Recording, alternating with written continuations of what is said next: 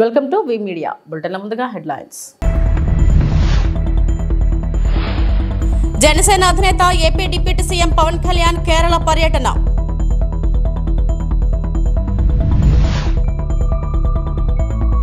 ఉమ్మడి గుంటూరు జిల్లా నేతలతో వైఎస్ జగన్ సమావేశం.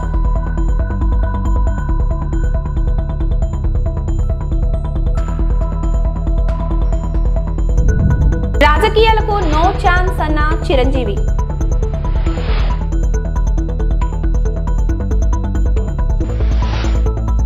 మెడికల్ కాస్ట్ తగ్గాలి. మెడికల్ బిల్లులతో పేద కుటుంబాలు ఆర్థికంగా చితికిపోతున్నాయి. వైద్య ఖర్చులు తగ్గాల్సిన అవసరం ఉంది. వైద్యులకు హాస్పిటల్స్ అభివృద్ధి ఎంత ముఖ్యమో సమాజ సేవ కూడా అంతే ముఖ్యం. అనవసరంగా హాస్పిటల్లో ఉంచి రూమ్ బిల్లులు వసూలు చేసే విధానం మారాలి. రియల్ టైం మానిటరింగ్ ద్వారా అవసరమైతేనే హాస్పిటల్కు పేషెంట్ను తరలించే పరిస్థితి రావాలి. ఇలా అన్ని రకాలుగా ఆలోచించి వైద్య ఖర్చులు తగ్గించాలి అని ముఖ్యమంత్రి చంద్రబాబు నాయుడు అన్నారు. ప్రభుత్వంలో కూడా మొత్తం డేటా తీసుకున్న తర్వాత మెడికల్ కాస్ట్ ఎట్ట తగ్గించాలని ఆలోచిస్తున్నాం. ఈ రోజు పేద కుటుంబాలన్నీ చితికిపోతున్నాయి. ఓసారి బాధేస్తుంది. ఓసారి ఒక్కొక్క పేషెంట్ కి 60 లక్షలు 70 లక్షలు కోటి రూపాయలు మెడికల్ బిల్లు వచ్చే పరిస్థితి వస్తా ఉంది. చాలా మంది ఆస్తులు అమ్ముకొని కూడా ప్రాణాలు కాపాడుకోవడానికి కష్టపడి ముందుకు పోయే పరిస్థితి వస్తున్నారు. ఓసారి బతుకుతున్నారు, ఒకసారి చనిపోతున్నారు. కానీ చనిపోయిన తర్వాత ఆ ఫ్యామిలీని చూస్తే ఫైనాన్షియల్ గా చితికిపోయే పరిస్థితికి వస్తున్నారు. ఇవన్నీ దృష్టిలో పెట్టుకుని ఎలాంటి మెకానిజం మనం తీసుకురాగలుగుతాం, పేదవాళ్ళ ఆరోగ్యాన్ని ఏ విధంగా కాపాడుతాం, అందరికీ ఆరోగ్య ఖర్చుల్ని ఏ విధంగా తగ్గించగలుగుతామో దీనిపైన మేధావులందరూ ఆలోచించాల్సిన అవసరం ఉంది.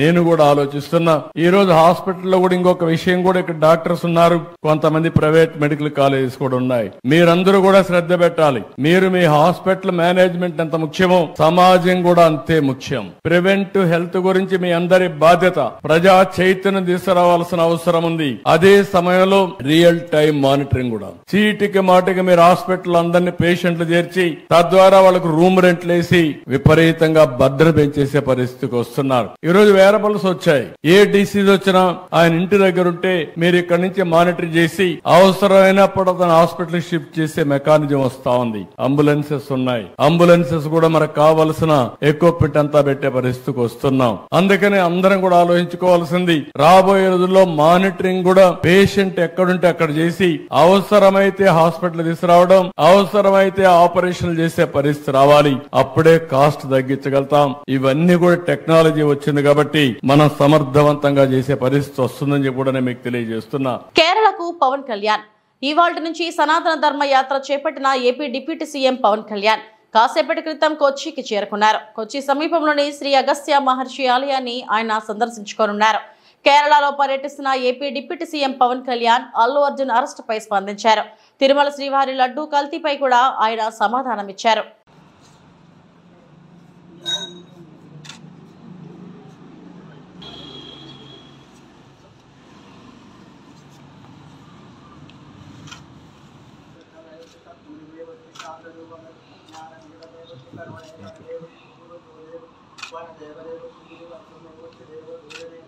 basis and 4 of arrested by the SIT team. So what do you want to say to the devotees that is going to Tirupati from Kerala? I said, so Lord Balaji is for the entire, for every Hindu, every nook and corner of this nation and the world, and especially from Kerala, a lot of devotees would come.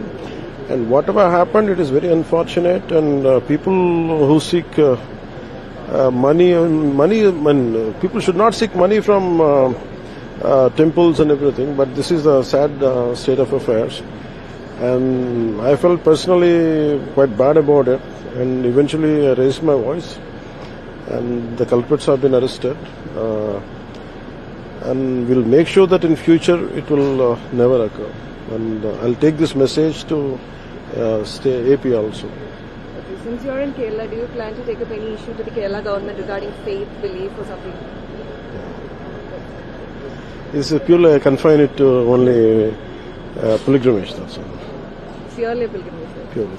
Okay, and finally, this is out of the context, but what do you take on the Allu Arjun arrest and the havoc that happened? No, that been sorted out, and so now situations do happen. It may be for any celebrity it happens.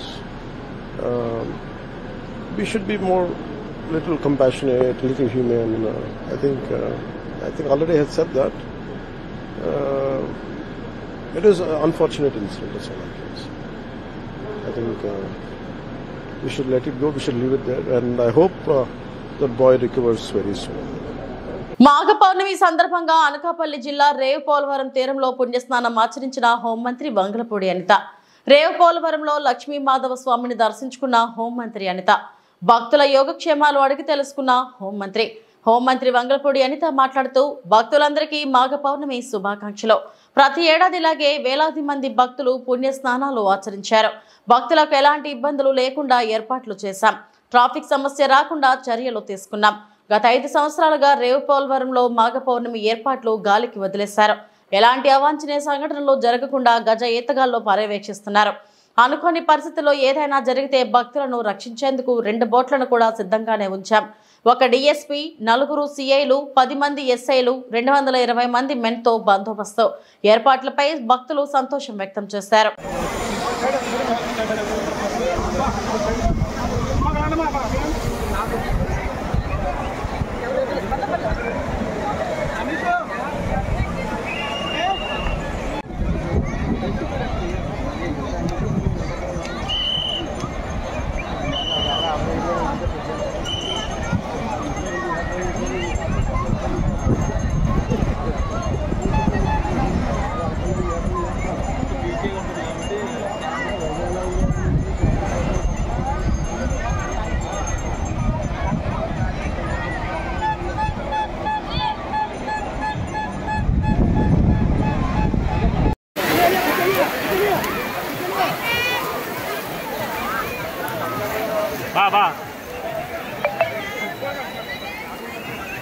ప్రజలకు ఇచ్చిన మాటను గాలికి వదిలేసిన చంద్రబాబు ప్రభుత్వానికి రాబోయే రోజుల్లో దారుణమైన పరిస్థితులు తప్పవని వైఎస్ఆర్సీపీ అధినేత మాజీ ముఖ్యమంత్రి వైఎస్ జగన్మోహన్ రెడ్డి అన్నారు.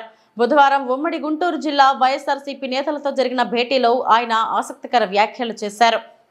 2014-19 మధ్య జగన్ 1.0 ప్రభుత్వం నడిచింది. ఆ టైంలో చరిత్రలో ఎప్పుడు చూడని విధంగా పాలన నడిచింది. లంచాలకు తావు లేకుండా 2.71 లక్షల కోట్లు డీబీటీ చేశాం. కోవిడ్ వల్ల ఆదాయం తగ్గిన హామీలు అమలు చేశాం. ప్రజల జీవితాల్లో వెలుగును నింపాం. కనీవిని ఎరగని రీతిలో అభివృద్ధి చేశాం.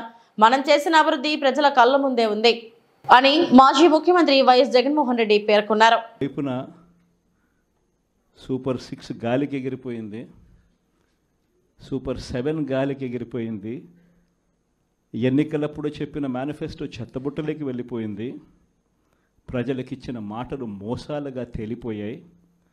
మరోవైపున వ్యవస్థలన్నీ కూడా, ఇప్పుడు నేను చెప్పిన వ్యవస్థలన్నీ కూడా, విద్య, వైద్యం, వ్యవసాయం, గవర్నెన్స్, అన్ని వ్యవస్థలు కూడా తిరోగమనంలో కనిపిస్తూ ఉన్నాయి. కేవలం ఒకే ఒక వ్యక్తి మారాడు, ముఖ్యమంత్రి. ఒకే ఒక పార్టీ మారింది. వైఎస్ఆర్సీపీ పక్కకు పోయి టీడీపీ వచ్చింది. తేడా అంతే. ప్రతి వ్యవస్థ తిరోగమనం. ప్రజలకు అంతవరకు అందుతూ ఉన్న ప్రతి పథకం రద్దు. వీళ్ళు చేస్తామన్న ప్రతి పథకము మోసం, అబద్ధం. కేవలం 9 నెలల కాలంలోనే ఇవన్నీ మన కళ్ళ ఎదుటే ఇవాళ కనిపిస్తూ ఉన్న పరిస్థితులు. నేను అందుకనే చెప్తా ఉన్నా, ఈరోజు ఓడిపోయినా కూడా చెప్తా ఉన్నా, మనకి ఇంతకుముందు 50% ఓట్ షేర్ వచ్చింది. ఈ ఎన్నికలు అయిపోయేసరికి మన ఓట్ షేర్ 40%. ఒక 10% ఓట్ షేర్ మనకు రావాల్సింది రాకుండా పోయింది. కారణం, ఆ రోజు కేవలం మీ జగన్ అబద్ధాలు చెప్పలేకపోయాడు. అదొక్కటే కారణం. కానీ నేను చెప్తా ఉన్నా, మీ జగన్ అబద్ధాలు చెప్పలేకపోయాడు కాబట్టి అధికారానికి మనం దూరం అయ్యాం. కానీ అధికారానికి దూరం అయినా కూడా మీ జగన్ మీ గుండెల్లోనూ మీ మనసుల్లోనూ లీడర్ అంటే ఇలా ఉండాలి అని చెప్పి మాత్రం ముద్ర వేయగలిగారు. కారణం ఏమిటంటే, రాజకీయాల్లో ఉన్నప్పుడు విలువలు ఉండాలి. రాజకీయాల్లో ఉన్నప్పుడు విశ్వసనీయత అన్న పదానికి అర్థం తెలియాలి. ఈ జగన్, మీ జగన్ మరో 30 సంవత్సరాలు రాజకీయాల్లోనే ఉంటాడు. ఈరోజు తెలుగుదేశం పార్టీ కార్యకర్తలు, తెలుగుదేశం పార్టీ నాయకులు ఏ ఒక్కరూ కూడా ఏ ఇంటికి వెళ్ళే పరిస్థితి లేదు. వీళ్ళు గన ఇళ్ళకు పోవడం మొదలు పెడితే, వీళ్ళు గన ప్రజల్లో తిరగడం మొదలు పెడితే ఏమవుతుంది? ఆ ఇంట్లో నుంచి ఆ చిన్నపిల్లలు మొదలు పెడతారు. ఏమంటారు? నా 15,000 ఏమైంది, నా 15,000 ఏమైంది, నా 15,000 ఏమైందని. ఆ ఇంటికి వెళ్ళినప్పుడు ఆ ఇంట్లో ఆ చిన్నపిల్లల తల్లులు, ఆ పిన్నమ్మలు అడుగుతారు, ఏమని? నా 18,000 ఏమైంది, నా 18,000 ఏమైంది, నా 18,000 ఏమైందని. ఆ ఇళ్ళకు పోతే ఆ అమ్మలు, ఆ పిన్నమ్మల అత్తలు, వాళ్ళ అమ్మలు వాళ్ళేమడుగుతారు? మాకు 50 ఏళ్ళ వయసు వచ్చింది, మాకు 50 ఏళ్ళ వయసు వస్తూనే మీరేమన్నారు? మా 48,000 ఏమైంది, మా 48,000 ఏమైంది, మా 48,000 ఏమైంది అని అడుగుతారు. ఆ ఇళ్ళకు పోయినప్పుడు ఆ రైతులు ఏమడుగుతారు? మా 20,000 ఏమైంది, మా 20,000 ఏమైంది, మా 20,000 ఏమైంది అని అడుగుతారు. ఆ ఇళ్ళల్లో నుంచి ఆ 20 ఏళ్ళ పిల్లాడు, ఆ పిల్లాడు ఉద్యోగం వెతుకుతా ఉన్న 20 ఏళ్ళ పిల్లాడు ఏమంటాడు? నా 36,000 ఏమైంది, నా 36,000 ఏమైంది, నా 36,000 ఏమైంది అని.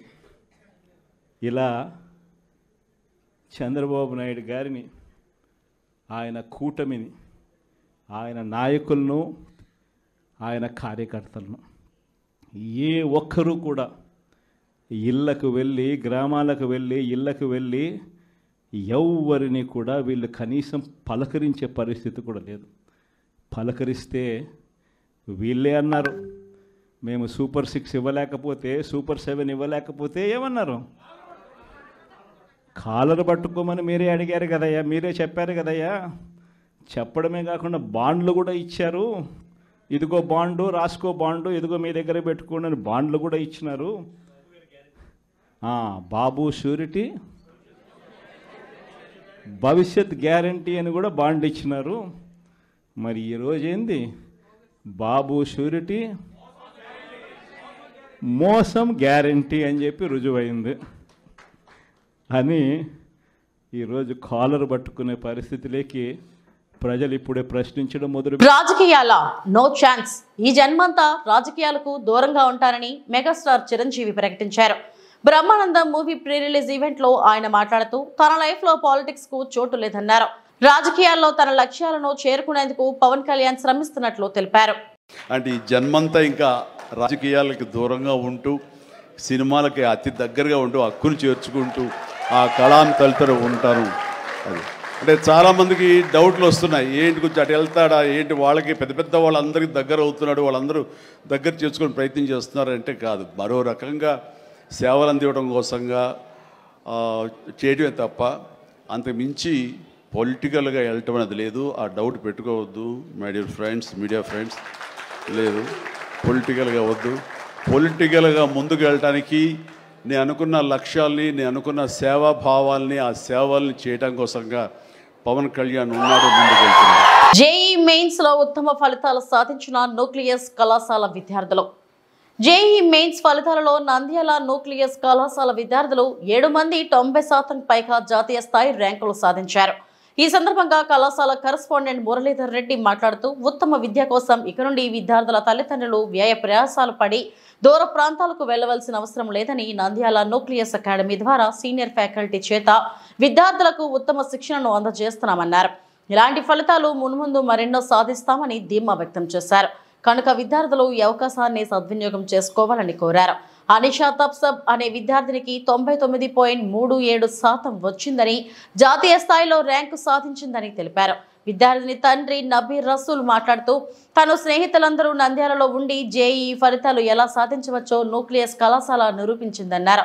విద్యార్థుల తల్లిదండ్రులు, కళాశాలలో ఉన్న జేఈ అధ్యాపకులకు ధన్యవాదాలు తెలిపారు.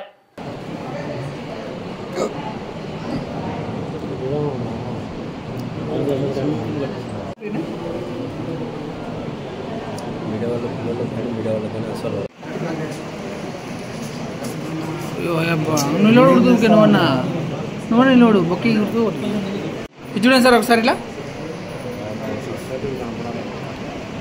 తెలియదు. ఓకే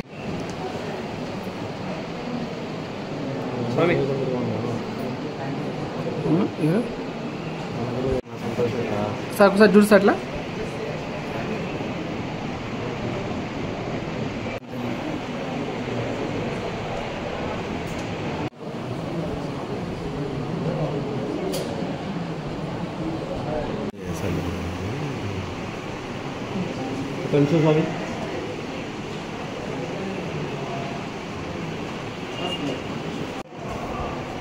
స్వామి ఒకసారి ఇట్లా థమ్స్అప్ పెట్టేసి అందరూ బా ఇట్లా పెట్టండి బా కొంచెం స్వామి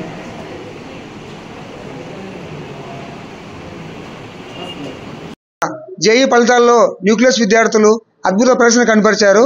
ఈ సందర్భంగా అనిసా తబస్సం అనే విద్యార్థిని 99.37% సాధించారు.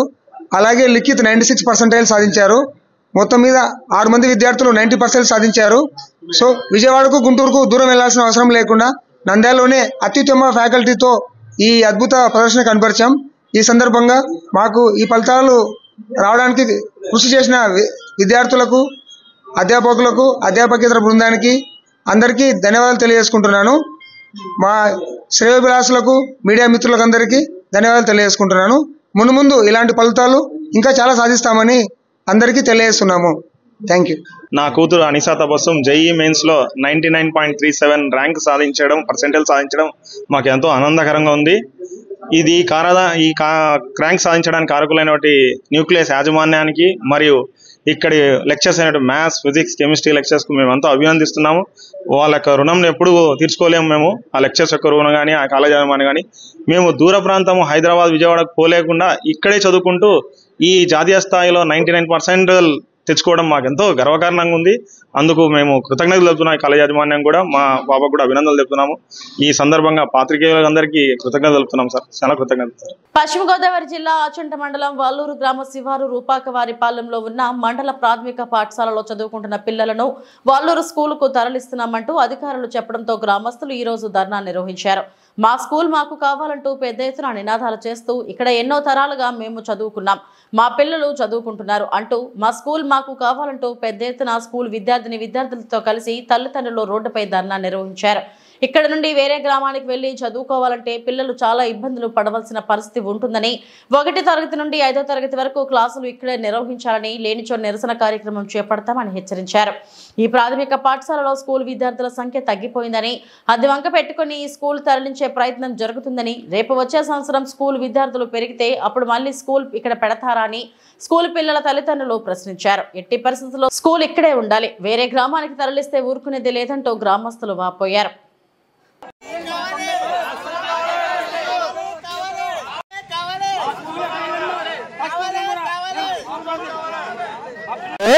మాది ఆచంట, పశ్చిమ గోదావరి జిల్లా ఆచంట మండలం వల్లూరు గ్రామం. మాది రాపగోపాలం స్కూల్లో మా పిల్లలు చదువుతున్నారండి. ఎప్పుడో మా చిన్నప్పటి నుంచి, మా అమ్మ నాన్నలు చదివిన స్కూల్ కాడ నుంచి చిన్నప్పటి నుంచి ఉంటుందండి. ఇప్పుడు 2022లో ఒకసారి ఇలా తీర్మానం జరిగింది, తీసేస్తామని. స్ట్రెంత్ లేదని చెప్పారండి. అప్పుడు మేము పోరాడి స్కూల్ని ఇలా నిలబెట్టాం. మళ్ళీ 2025 సంవత్సరం వచ్చేటప్పటికి ఇలా జరిగిందండి. మళ్ళీ తీసేస్తాను అంటున్నారు. 3, 4, 5 తరగతులను తీసేస్తాం, వల్లూరు స్కూల్లో జాయిన్ చేస్తాం అంటున్నారండి. 2, 3, 4, 5 తరగతులు తీసేస్తే 1, 2 ఉంటారండి. స్ట్రెంత్ తగ్గిపోద్ది కాబట్టి తీసేస్తాం అంటున్నారండి. మళ్ళీ నెల రోజుల క్రితం మళ్ళీ తీసేస్తారండి. ఎందుకంటే చిన్నప్పటి నుంచి మేము చదువుకున్నప్పటి నుంచి స్కూల్ ఇలాగే ఉంటుంది కాబట్టి ఆ స్కూల్ మాకు కావాలండి. పిల్లల్ని అయితే వల్లూరు పంపడానికి మాకు ఇష్టం లేదండి. రోడ్లు అయితే బాగోలేదండి పరిస్థితి. చిన్నపిల్లలు కాబట్టి వాళ్ళు ఎలా వెళ్తారో వాళ్ళకి తెలియదండి. ఎవడొచ్చినా గుద్దేస్తున్నారు. రోడ్లు అసలు పరిస్థితి బాగోలేదండి. ఇది దయించి మనమే అంగీకరిస్తారని చెప్తున్నానండి. మా స్కూల్ అయితే మాకు ఇక్కడే కావాలి, స్ట్రెంత్ కావాలంటే మేము పెంచుతామండి. పిల్లల్ని అయితే ఈ స్కూల్లోనే జాయిన్ చేస్తాం. ఇప్పుడు కూడా మా పిల్లలు ఇక్కడే చదువుతున్నారు, అందరి పిల్లలు కూడా. దయచేసి అర్థం చేసుకోవాలని అధికారులకు అందరికీ చెప్తున్నానండి. మాది ఎస్సీపేట అండి, రాపగోరిపాలెం. 4 గ్రామం చదువుతారండి స్కూల్లో. 4 గ్రామాలు చదువుతాయి. చింతపత్తివారిపాలెం, నీర్లపాలెం, మాదర్శవారిపాలెం, రాపగోరిపాలెం స్కూల్ అండి. మొత్తం 4 గ్రామాలకు సంబంధించిందండి. ఇప్పుడు తీసేస్తున్నారు అంటున్నారండి. అది తీయకుండా మేము పోరాడతామండి. అది మా స్కూల్ మాకు కావాలండి. ఎప్పటికైనా మా పిల్లలు ఇందులోనే చదవాలండి. మా పిల్లలు ఇందులోనే చదవాలండి. మీ అందరు ఎస్సీపేట స్కూల్ తీత లేదండి అసలు. మా స్కూల్ మాకు కావాలండి. ఎన్నో తరాల నుంచి ఇక్కడ ఉంటుందండి. స్కూల్ తీసేద్దాం చాలా ప్లాన్ చేస్తున్నారండి. దానికోసం మా స్కూల్ మాకు ఖచ్చితంగా కావాలండి. ఎందుకంటే 4 గ్రామాల ప్రజలు కూడా ఇక్కడ చదువుకుంటున్నారు పిల్లలందరూ అండి. దానికోసం దయచేసి అధికారులకు చెప్తున్నామండి, మా స్కూల్ మాకు కావాలి. పార్లమెంట్ మాది. నా పేరు రామారావు అండి. 4 గ్రామాల నుంచి వస్తున్నారండి ఇక్కడ పిల్లలు అందరూ. మా తరతరాల మీద ఇక్కడ చదువుకున్నారండి అందరినీ. దానికోసం స్కూల్ తీసేద్దాం ప్లాన్ చేస్తున్నారండి. దానికోసం మాకు కంపల్సరీ స్కూల్ కావాలండి. ఇక్కడ మాకు ఇక్కడ చదవాలి సార్. మాకు కంపల్సరీ స్కూల్ కావాలి. మాకంటే కావాలి ఖచ్చితంగా. అది ఒల్లూరు పంపిస్తారండి 3 తరగతులని. 1, 3, 4, 5 తరగతులు ఒల్లూరు పంపించేస్తారండి. కనమూల ఇక్కడ స్టడీ ఇక్కడ చేస్తారంటండి. మళ్ళీ 4 రోజులు పోయాక మళ్ళీ 2 నెలలు పోయాక అది కూడా తీసేస్తారండి. మళ్ళీ తీసేసి స్కూల్ ఖాళీ అయిపోద్దండి ఇక్కడ. దానికోసం మా స్కూల్ ఎట్టి పరిస్థితిలో తీర్చడానికి ఇల్లేదు. మా స్కూల్ మాకు కావాలి. మాది రాబోయే కాలంలో 1000 రూపాయలు కడుతున్నారండి. చంద్రబాబు కాలం కాలనీ 4 పేటలు అండి. 4 పేటలో వస్తున్నారు పిల్లలు ఈ బడి మాకు కావాలి. మాకు అవసరం. మా పిల్లల తరంతరం వెళ్ళాలి. మాకు అవసరం. ఇంటి తీసేదాన్ని ఏమో పిల్లలు తక్కువ చెప్పి తీసేది ఉన్నారు. పిల్లలు తక్కువ ఏమన్నారండి. అదే పిల్లలు పుడతారు కదా. మా బడి మాకు కావాలి. మాకు అవసరం. ఈ పేటలో అందరికీ అవసరం. నాకు ముఖ్యమంత్రి మా బడి లేదు అంతే. అదే పై అధికారులు అందరికి తెలియజేయడం ఏంటనగా ఏంటంటే మా స్కూల్లో ట్రాన్స్ఫర్ చేయడం చూస్తున్నారు. ఒల్లూరు స్కూల్ పంపుదాం అనుకున్నారు. ఈ ఇయర్ స్టాండర్డ్ తగ్గుతుంది. 20 మంది ఉంటారు, 30 మంది, 40 మంది ఉంటారు. బట్ నెక్స్ట్ ఇయర్ 100 మెంబర్స్ ఉంటారు. అక్కడి నుంచి ట్రాన్స్ఫర్ చేస్తారా ఒల్లూరు స్కూల్లో అందరినీ? ఇక్కడి నుంచి ట్రాన్స్ఫర్ చేస్తున్నారు. మా స్కూల్ అయితే మాకు కావాలి. ఒకసారి 20 మెంబర్స్ ఉందాన్ని ఇచ్చి మా స్కూల్ ట్రాన్స్ఫర్ చేస్తారు. రాపాకూర పాలెంలో ఉందండి. మాది మాధవేశ్వర పాలెం. 4 గ్రామాల నుంచి మా స్కూల్కి వస్తున్నారు. చింతపత్తూరు పాలెం, రాపాకూర పాలెం, మాధవేశ్వర పాలెం, నిరుపాలెం చేస్తున్నారు. లాస్ట్ ఇయర్ కూడా ఇదే న్యూసెన్స్ అయింది. ఇలాగే పోరాటం చేసాం. ఇక్కడ నుంచి స్కూల్ ట్రాన్స్ఫర్ చేస్తే ఎవరికి అంగీకారం లేదు. 4 పాలెలకు కూడా అంగీకారం లేదు. ఎవరో ఒప్పుకునే పరిస్థితి లేదు. ఈ పోరాటం కోసం ఇవి ఇప్పటి వరకు నా బులెటిన్ అప్డేట్స్. నమస్తే.